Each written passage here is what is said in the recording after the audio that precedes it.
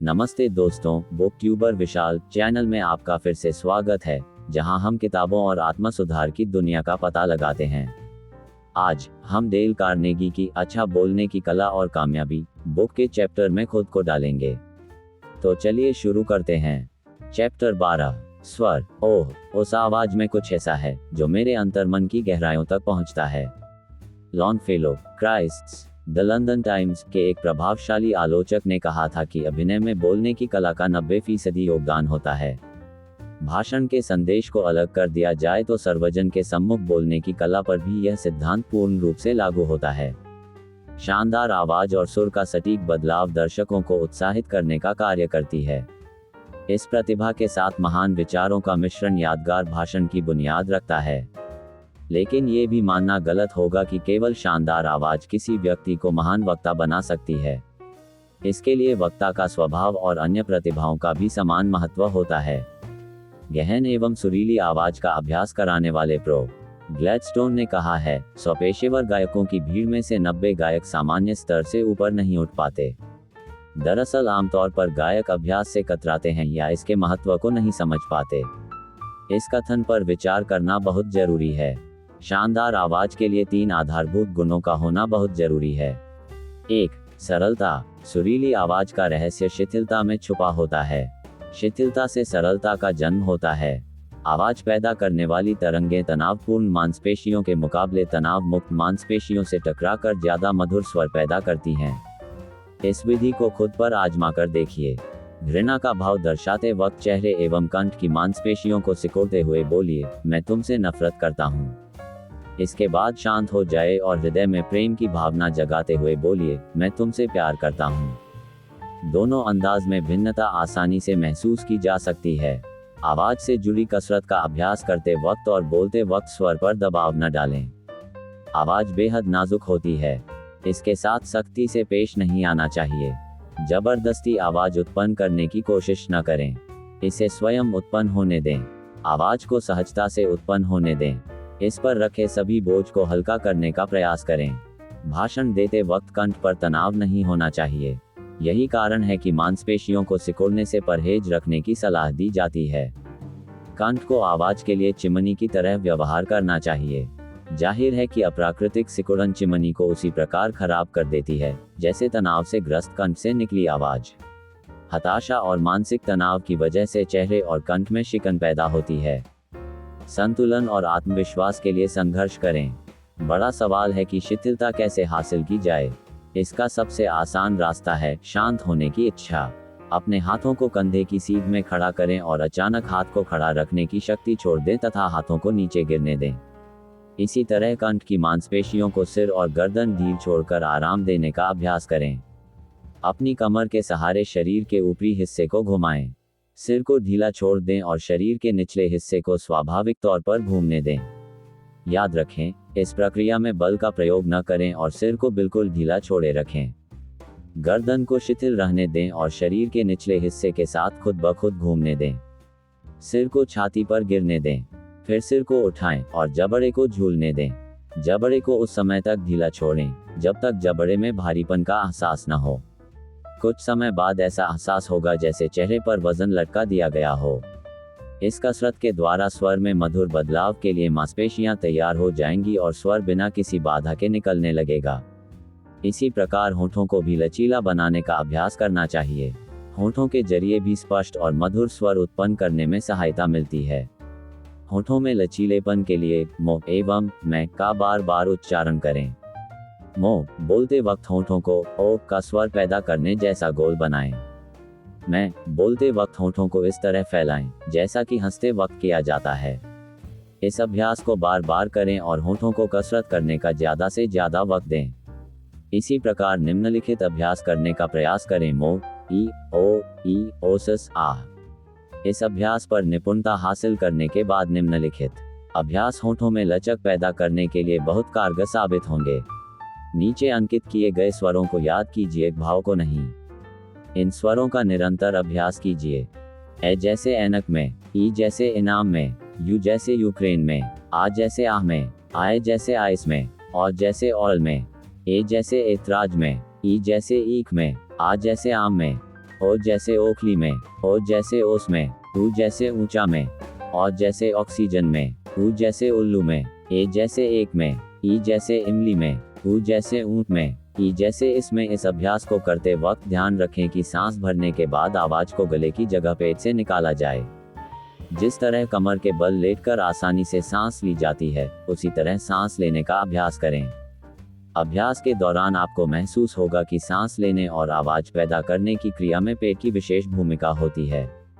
ये सांस लेने की प्राकृतिक एवं सटीक प्रक्रिया है। सांस लेने की इस प्रक्रिया को धीरे धीरे आदत में शामिल करें। यकीन मानिए, एक समय बाद कंठ की मांसपेशियों को आराम देने का अभ्यास हो जाएगा। 2. स्पष्टता। यदि कंठ की मांसपेशियां कमजोर एवं संकीर्ण हैं, स्वर निकलने का रास्ता आंशिक रूप से बंद है और मुंह आधा ही खुल पाता है, तो स्पष्ट और प्रभावशाली स्वर की कल्पना कैसे की जा सकती है। आवाज तरंगों की श्रृंखला से उत्पन्न होती है और यदि आप अपने मुंह को कैद में तब्दील कर देंगे, जबड़े और होठों को कसकर दबाए रखेंगे, तो कंठ से स्वर का निकलना बेहद मुश्किल हो जाएगा। ऐसे में यदि आवाज निकलेगी भी तो उसमें मधुरता एवं प्रभाव का अभाव होगा। बोलते समय मुंह को बड़ा खोलें, कंठ को तनाव मुक्त रखें और स्वर को स्वाभाविक रूप से आसानी के साथ निकलने दें। अपने मुंह को उबासी लेने की जगह बोलने के लिए खोलिए। बोलते समय स्वाभाविक रहने की कोशिश कीजिए। यदि आपके स्वर से संबंधित अंग स्वस्थ हैं तो लगातार अभ्यास के जरिए स्वर को मधुर बनाने की कोशिश करते रहिए, सफलता जरूर मिलेगी। स्वर में कमी के कई और कारण भी हो सकते हैं। गले में सूजन या फिर नाक की हड्डी बड़ी होने की वजह से भी आवाज साफ तौर पर नहीं निकल पाती है। यदि ऐसा है तो डॉक्टर से सलाह जरूर लेनी चाहिए। स्वर पैदा करने में गले और पेट के साथ नाक की भी अहम भूमिका होती है, अतः नाक का खुला होना बेहद महत्वपूर्ण है। जैसा कि हम कहते हैं, नाक के जरिए बोलना, दरअसल इसका मतलब हकीकत में नाक से बोलना नहीं होता, लेकिन नाक के महत्व को नजरअंदाज भी नहीं किया जा सकता है। उदाहरण के लिए, नाक पकड़कर बोलने की कोशिश कीजिए, स्वर में होने वाला बदलाव खुद ब खुद महसूस हो जाएगा। यदि आप नाक की हड्डी बढ़ने या फिर सूजन की शिकायत से परेशान हैं तो निश्चिंत हो जाए, एक छोटे से ऑपरेशन से इस समस्या से छुटकारा पाया जा सकता है। इसी प्रकार भाषण देने के लिए फेफड़ों का स्वस्थ होना भी बहुत जरूरी होता है। जाहिर है कि जल्दी थकने वाला व्यक्ति अच्छा वक्ता नहीं बन सकता। 3. तत्परता। गले में घुटती हुई आवाज बेहद उदास एवं अप्रभावशाली महसूस होती है। स्वर बिना किसी दबाव के पैदा होना चाहिए। आपको याद होगा कि सबसे पहला सिद्धांत सरलता है। स्वर को बाहर की ओर निकलता महसूस कीजिए। ऐसा मानिए कि स्वर बाहर की ओर निकल रहा है। इसे सरलता से बहने दीजिए। स्वर को बाहर निकलता महसूस करने के लिए एक लंबी सांस लीजिए और होठों को फैलाकर आह का स्वर पैदा कीजिए। इस स्वर को पैदा करने के लिए उत्पन्न तरंगों के प्रवाह को अगले दांतों के साथ टकराता महसूस कीजिए। इसका संवेदन इतना हल्का होता है कि शायद पहली बार में तो आप इसे महसूस ही न कर सकें, लेकिन अभ्यास के साथ यह संवेदना महसूस होने लगेगी। सदा स्वर को बाहर की ओर फिसलता महसूस करें। धीरे धीरे स्वर पैदा करने में इस्तेमाल तरंगें मुंह के ऊपरी हिस्से से टकराती महसूस होने लगेंगी। स्वर के बाहर निकलने की कला उदास, भारी और अप्रभावशाली स्वर को अभ्यास के साथ मधुर बना देगी।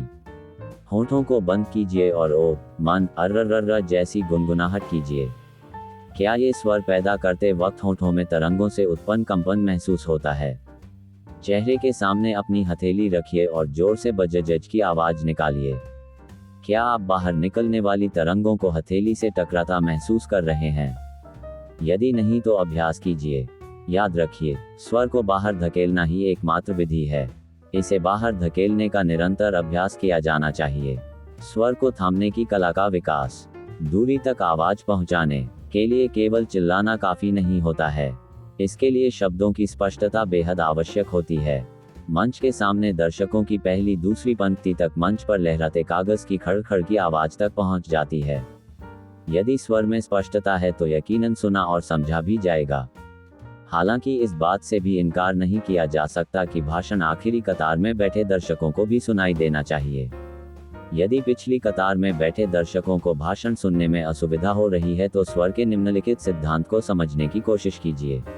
ऐसे मौके पर सरलता के नियम के साथ स्पष्टता और तत्परता के नियम का भी पालन करें। ये दूर बैठे दर्शकों तक आवाज पहुंचाने का मुख्य सिद्धांत है। भाषण देते समय दर्शकों पर अपनी नजरें न टिकाएं। यह अंदाज न केवल वक्ता के भाषण को अप्रभावशाली बनाता है, बल्कि ऐसा करने से वक्ता की आवाज केवल एक दिशा में बहती प्रतीत होती है। तरंगों के एक निश्चित क्रम से स्वर पैदा होता है। इसे आकर्षक बनाने के लिए दो महत्वपूर्ण पहलुओं पर ध्यान देना आवश्यक है। लंबी सांस भरें और आवाज में ज्यादा कंपन पैदा करें। सांस आवाज पैदा करने का आधार होती है। जिस तरह कारतूस में बारूद की कम मात्रा गति की क्षमता को कमजोर कर देती है, उसी प्रकार सांस का अभाव स्वर को कमजोर बना देता है। गहरी सांस न केवल आवाज को उचित सहारा देती है, बल्कि इससे स्वर में गूंज भी पैदा होती है, अतः वक्ता की आवाज में विशेष आकर्षण पैदा हो जाता है। आमतौर पर कमजोर स्वास्थ्य कमजोर आवाज का कारण होता है, जबकि पूर्ण रूप से स्वस्थ वक्ता की आवाज में प्रबलता के साथ गूंज भी महसूस होती है।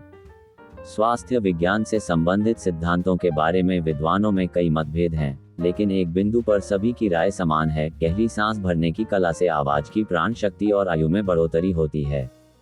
इस सिद्धांत के निरंतर अभ्यास के द्वारा इसे स्वभाव में ढालने की भरपूर कोशिश करें।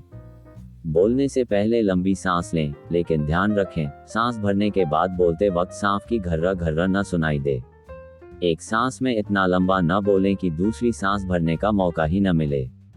प्राकृतिक नियमों के विरुद्ध अनुपात से ज्यादा सांस भरने या सांस के अनुपात से ज्यादा बोलने पर खांसी या धचकी जैसी शिकायत हो सकती है। कई सफल वक्ता विभिन्न देशों की स्थानीय भाषा के मुताबिक अपने कंठ से स्वर निकालने का अभ्यास बेहद कम समय में कर लेते हैं। इन कठिन प्रयासों की वजह से ऐसे वक्ताओं का लंबी सांस भरने का अभ्यास और फेफड़ों की शक्ति काफी हद तक बढ़ जाती है।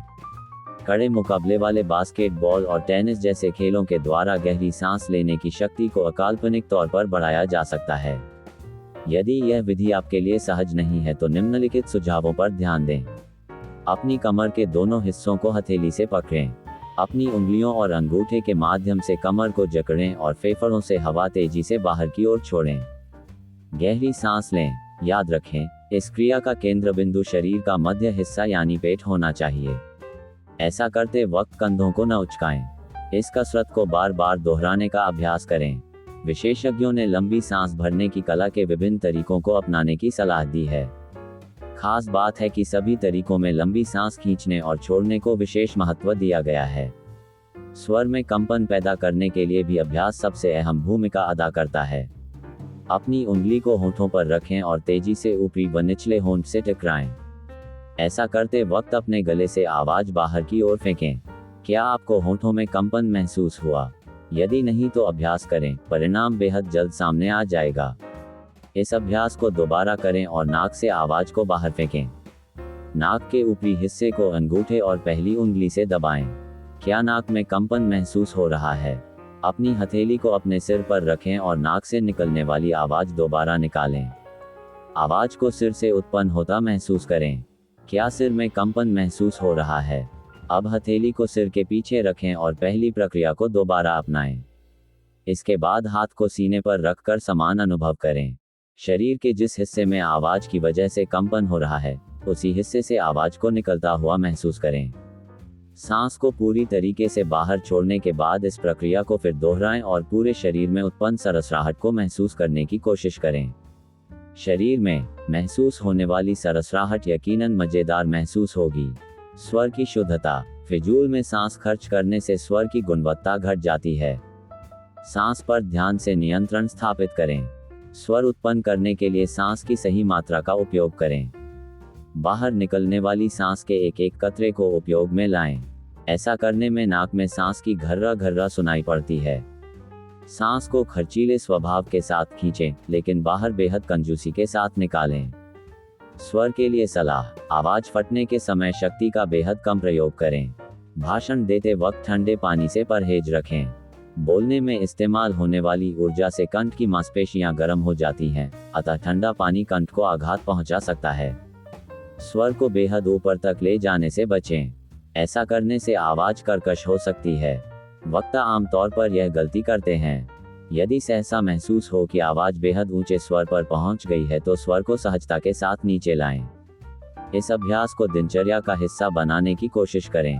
स्वर में विस्तार पैदा करने के लिए अक्षर को धीमे सुर में निकालें और हर अगले अक्षर के साथ सुर को ऊंचा करने का अभ्यास करें। सुर में विस्तार पैदा करने से भाषण में विविधता लाना आसान हो जाएगा। बोलते समय अपनी आवाज को सुनने की आदत न डालें। ऐसा करने के लिए बोलते समय भाव को समझने की कोशिश की वजह से भटकाव की स्थिति पैदा होगी और भाषण का प्रभाव फीका पड़ने लगेगा। अपने समय का सबसे अच्छा इस्तेमाल करें। कुकू एफएम एप्लीकेशन पर अनगिनत ऑडियो बुक्स, दिलचस्प कहानियां और अधिक का आनंद लें। प्रीमियम सब्सक्रिप्शन पर एक्सक्लूसिव 50% छूट प्राप्त करने के लिए कोड FMRMT85 का उपयोग करें। आपको कुकू एफएम प्रीमियम लेने के लिए लिंक मैंने वीडियो के डिस्क्रिप्शन में दिया है। डेल कार्नेगी द्वारा लिखित अच्छा बोलने की कला और कामयाबी बुक का चैप्टर पर आज के वीडियो के लिए बस इतना ही। यदि आपको ये जानकारी मूल्यवान लगी है तो अधिक जानकारीपूर्ण सामग्री के लिए बुक ट्यूबर विशाल को लाइक, शेयर और सब्सक्राइब करना न भूलें। अगली बार तक पढ़ने और अपने संचार कौशल में सुधार करने का आनंद लें। धन्यवाद।